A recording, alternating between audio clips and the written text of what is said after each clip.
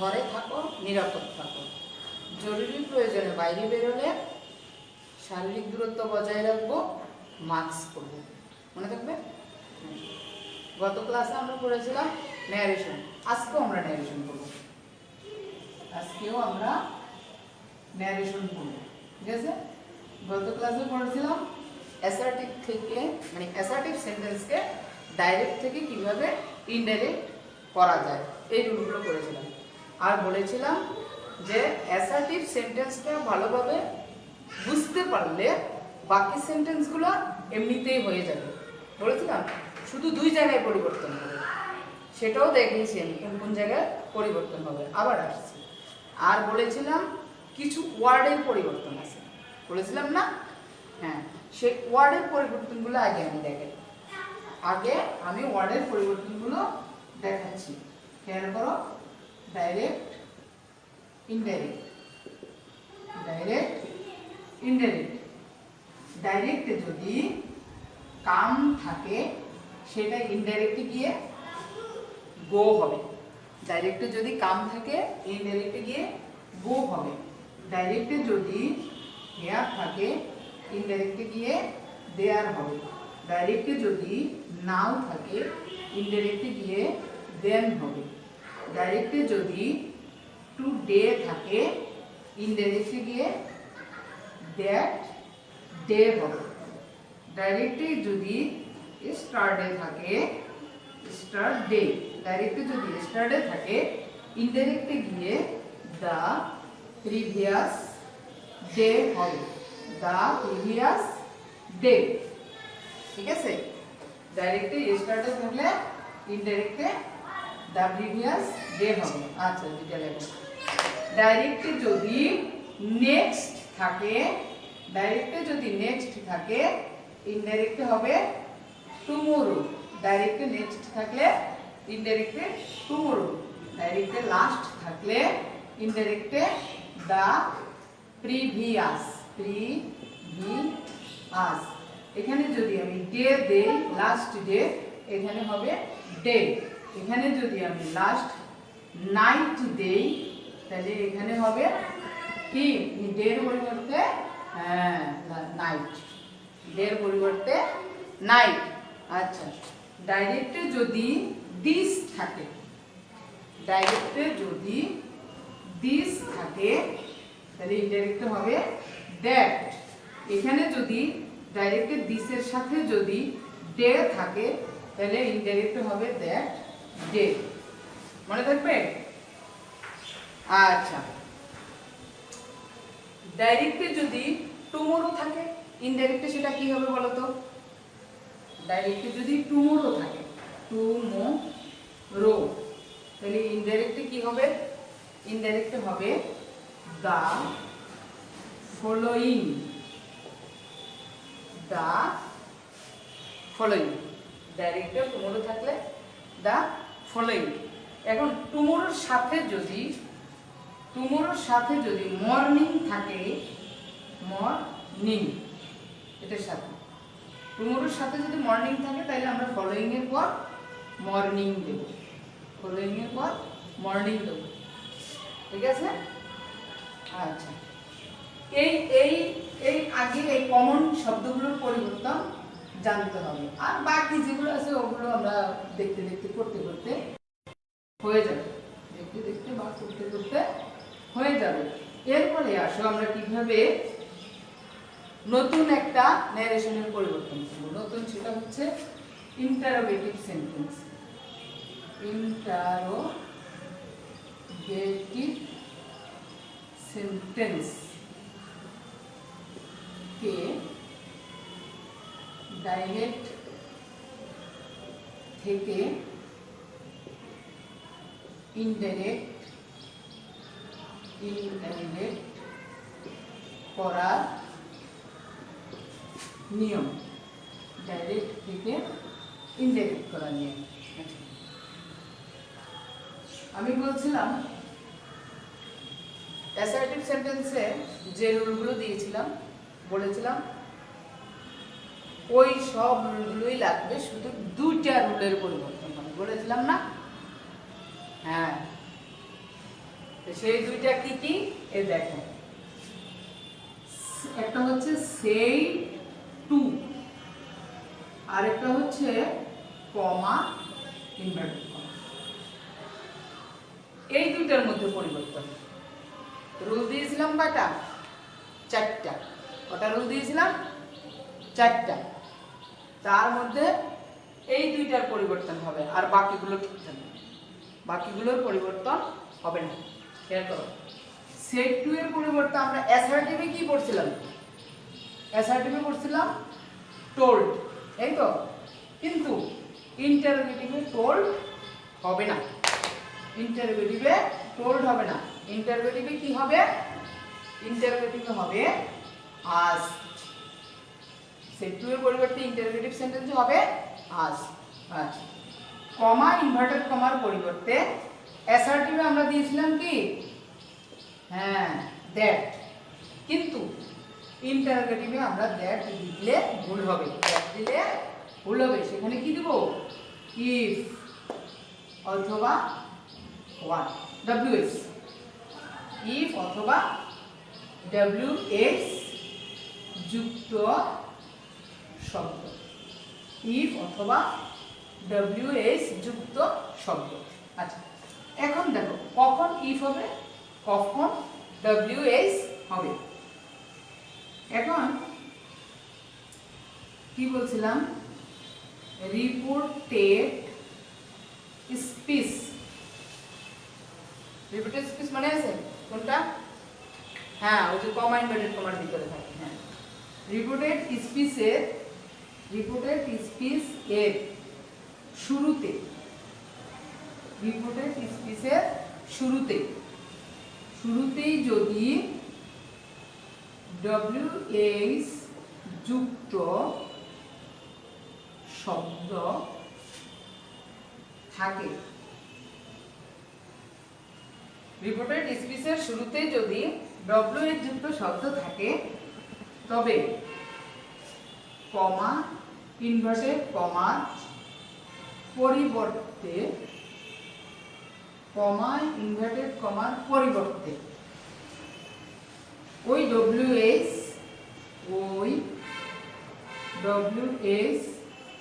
যুক্ত শব্দটি, ওই ডব্লিউএস যুক্ত শব্দটি বসবে। কোনটি? যেটা শুরুতে থাকবে সেটা। ওই ডব্লিউএস যুক্ত শব্দ মানে এই সেন্টেন্সের শুরুতে যে ডব্লিউএস যুক্ত শব্দটা থাকবে সেটাই এই কমা ইনভার্টেড কমার পরিবর্তে বসে যাবে। এছাড়া বুঝো, মানে ডব্লিউএস যুক্ত শব্দ যদি না থাকে, অর্থাৎ অক্সিলিয়ারি ভার্ব দিয়ে যদি শুরু হয় সেন্টেন্সটি, যদি অর্থাৎ রিপোর্টেড স্পিচটি বা সেন্টেন্সটি যদি অক্সিলিয়ারি ভার্ব দিয়ে শুরু হয়, তবে এছাড়া আমি লিখেই দিচ্ছি, অক্সিলিয়ারি ভার্ব দিয়ে শুরু হলে, অক্সিলিয়ারি ভার্ব দিয়ে যদি শুরু হয় তবে সেক্ষেত্রে কি বসবে? ইফ বসবে, সেক্ষেত্রে ইফ বসবে। ক্লিয়ার? আবার বলছি, অ্যাসার্টিভে কি বলছিলাম? সেট টু এর পরিবর্তে দ্যাট। ইন্টারোগেটিভে কি বলছি? সেট টু এর পরিবর্তে আস্কড। অ্যাসার্টিভে বলছিলাম কমা ইনভার্টেড কমার পরিবর্তে দ্যাট, আর ইন্টারোগেটিভে বলছি কমা ইনভার্টেড কমার পরিবর্তে ইফ অথবা ডব্লিউএস যুক্ত শব্দ বসবে। তো কখন ইফ বসবে, কখন ডব্লিউএস বসবে? রিপোর্টেড স্পিচের শুরুতে যদি, মানে রিপোর্টেড স্পিচটা যদি ডব্লিউএস যুক্ত শব্দ দিয়ে শুরু হয়, তবে সেক্ষেত্রে এই কমা আর ইনভার্টেড কমার পরিবর্তে ও যেই ডব্লিউএস যুক্ত শব্দটা থাকবে সেই শব্দটাই এখানে হুবহু বসে যাবে, কোনো পরিবর্তন হবে না। এখন আসো ডব্লিউএস যুক্ত শব্দ কোনগুলো? ডব্লিউএস যুক্ত শব্দ হচ্ছে হু, হোয়াট, হোয়াই, হুম, হোয়েন, হোয়ার ইত্যাদি ইত্যাদি। হাউ, মনে থাকবে? দেখবা সহজ কথা হলো যেই ওয়ার্ডটার মধ্যে ডব্লিউ এবং এইচ এই দুইটা লেটার থাকবে সেগুলোই হচ্ছে ডব্লিউএইচ যুক্ত শব্দ। এই শব্দটা যেটাকে আমরা সংক্ষেপে বলি ডব্লিউএইচ, এই শব্দটা যেখানে থাকবে ঠিক সেই শব্দটাই ওখানে বসে যাবে, হুবহু, কোনো পরিবর্তন হবে না। এছাড়া অর্থাৎ ডব্লিউএইচ যুক্ত শব্দ যদি না থাকে, অর্থাৎ অক্সিলিয়ারি ভার্ব দিয়ে যদি এই রিপোর্টেড স্পিচটা শুরু হয়, অর্থাৎ এই রিপোর্টেড স্পিচটা যদি অক্সিলিয়ারি ভার্ব দিয়ে শুরু হয়, তবে সেক্ষেত্রে আর ডব্লিউএইচ শব্দ বসবে না। সেই ক্ষেত্রে বসবে কি? ইফ। সেই ক্ষেত্রে ইফ বসবে, মনে থাকবে? এইবার আমি একটা উদাহরণ দিচ্ছি। হ্যাঁ হ্যাঁ 3 নম্বর অ্যাসার্টিভে কি বলছিলাম? অ্যাসার্টিভে যদি রিপোর্টেড স্পিচের ভিতরে ফার্স্ট পারসন থাকে তবে রিপিটিং ভার্বের সাবজেক্ট অনুযায়ী পরিবর্তন হবে, এখানেও সেটা। আর যদি সেকেন্ড পারসন থাকে তাহলে রিপিটিং ভার্বের অবজেক্ট অনুযায়ী পরিবর্তন হবে, এখানেও সেটা। আর থার্ড পারসন থাকলে কোনো পরিবর্তন হবে না। আর অ্যাসার্টিভে 4 নম্বরে বলছিলাম টেন্সের পরিবর্তন, সেগুলো এই অ্যাসার্টিভে যেভাবে করছো এই ইন্টারোগেটিভেও ঠিক একই নিয়ম, নিয়মের কোনো পরিবর্তন নেই, শুধু দুইটা নিয়ম পরিবর্তন হবে প্রত্যেকটা সেন্টেন্সের ক্ষেত্রে, সেভ টু আর হচ্ছে কমেন্ট। এবার আসল উদাহরণ, যেমন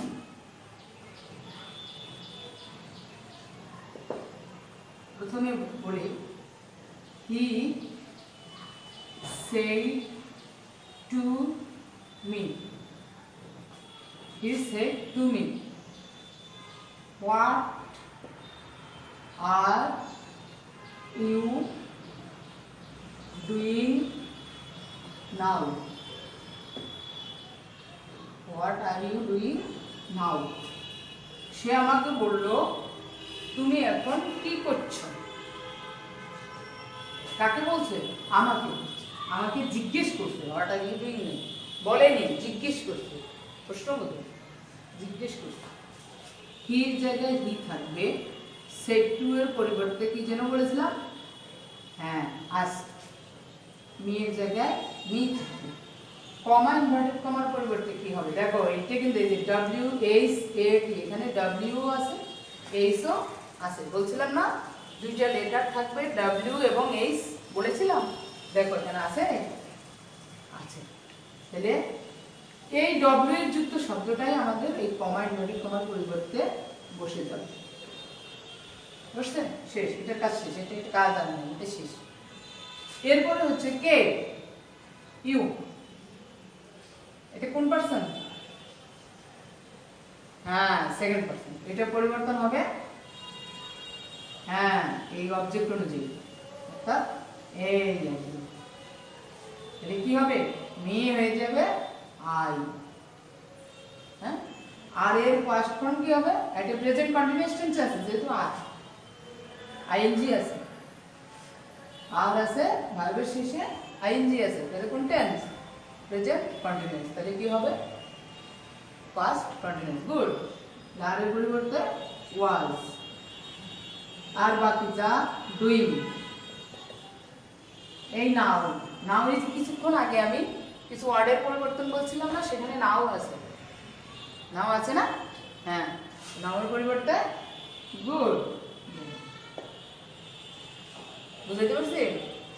আবার বলি, অ্যাসার্টিভে সেড টু এর পরিবর্তে কি বসাইছিলাম? হ্যাঁ, টোল্ড বসাইছিলাম। এখন কি বসাইছি? আস্কড। ইন্টারোগেটিভে আর টোল্ড বসবে না, কি বসবে? আস্কড। মি এর জায়গায় মি। কমা ইনভার্টেড কমার পরিবর্তে ডব্লিউ এর যুক্ত শব্দ, ঠিক আছে? সেকেন্ড পারসন আছে, অবজেক্ট অনুযায়ী পরিবর্তন হয়ে আই হয়ে গেল। আর এর first form watch, doing doing. Now পরিবর্তন হয়ে গেল দেন। মনে থাকবে? গুড। আচ্ছা, এবার আমি আরেকটা দিই। সেকেন্ড পার্সন পরিবর্তন হবে মে দ্বারা। ওকে, তাতে এই তো। হ্যাঁ, আর তারপর মূল ভার্ব কি আছে? ডু, অর্থাৎ প্রেজেন্ট ইনডিফিনিট। প্রেজেন্ট ইনডিফিনিট কি হবে? Past indefinite. ডু এর পাস্ট ফর্ম ডিড। আর বাকি যা আছে তা। আর কোনো পরিবর্তন হবে না, কোনো পরিবর্তন হবে না। মনে থাকবে? আচ্ছা, এবার আমি আরেকটা দিচ্ছি, তোমরা করো। কষ্ট হচ্ছে রে বাবা রে, ক্লাস করা। He said to কি দিবে? দাও, মি দাও। He said to me, are you working now? সে আমাকে জিজ্ঞেস করলো, তুমি কি এখন কাজ করছো? বলো কি হবে? করো, বললেই হবে, খাতায় করা লাগবে না। হ্যাঁ, হি সেড টু এর পরিবর্তে গুড আস্কড, তারপরে মি, তারপর ই, এই ভেরি গুড, আই, ও গুড। এই তো তোমরা পেরে গেছো। হ্যাঁ, নামের পরিবর্তে মনে থাকবে? আচ্ছা, মনে থাকলেই ভালো।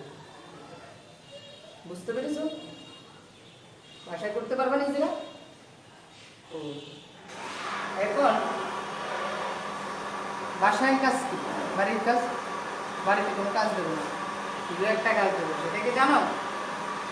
অ্যাসার্টিভের যে রুল সেগুলো করবে, ইন্টারোগেটিভের রুল সেগুলো করবে, আর ওই যে ক্লাসের আগে কিছু ওয়ার্ডের পরিবর্তন দিলাম না, ডাইরেক্ট থেকে ইনডাইরেক্ট, সেগুলো দিবে।